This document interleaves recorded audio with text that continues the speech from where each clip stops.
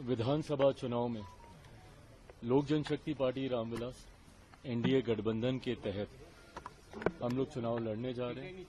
कल भारतीय जनता पार्टी की तरफ से औपचारिक ये जानकारी साझा की गई थी कि देवली की सीट लोक जनशक्ति पार्टी रामविलास को दी गई है। मुझे खुशी है इस बात की कि देवली की सीट पर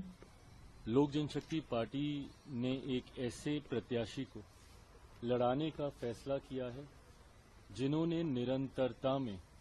समाज अपने क्षेत्र के लोगों के बीच बिना किसी लालच के, बिना किसी चाहत के निरंतरता में लंबे समय से इन्होंने कार्य करने का काम किया। दीपक तंवर जी आज से नहीं दशकों से मेरे परिवार,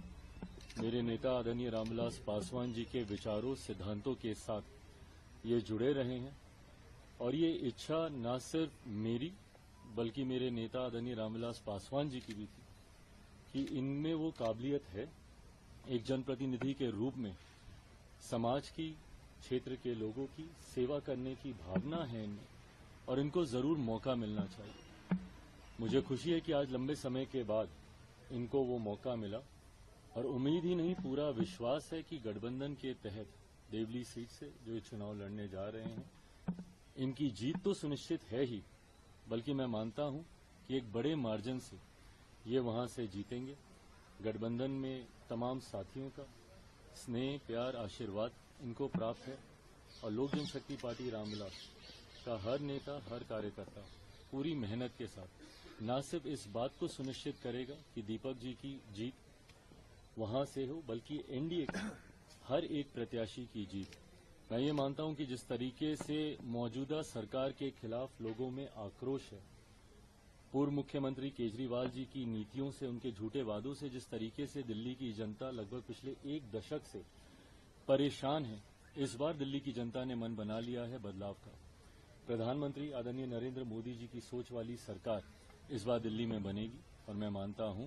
कि भारतीय जनता पार्टी के नेतृत्व में एक मजबूत एनडीए की सरकार 8 तारीख को परिणामों के बाद बनने जा रही है। एक तरफ इंडिया गठबंधन बिखर रहा है, दूसरी तरफ एक गठबंधन मजबूत हो रहा है। इंडिया गठबंधन के बिखरने को कैसे देखते हैं आप? भाई, इंडिया अलायंस तो अब रहा ही नहीं ना। उन्हीं के ही नेताओं ने औपचारिक घोषणा कर दी, कई घटक दलों ने भी यहां तक बोल दिया कि भाई लोकसभा तक ही ये अलायंस था और दिल्ली मुझे लगता है एक गठबंधन कैसे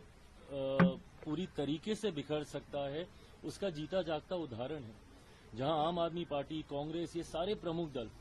इंडिया अलायंस को मजबूती देने के लिए एक साथ आए थे, आज एक दूसरे के सामने लड़ रहे हैं और उसमें बाकी के जो बचे हुए घटक दल हैं, कोई इसका साथ दे रहा है, कोई उसका साथ दे रहा है। तो ये एकता तो इंडिया अलायंस में कभी थी ही नहीं, क्योंकि महत्वाकांक्षी नेताओं का, महत्वाकांक्षी दलों का ये गठबंधन था। ऐसे में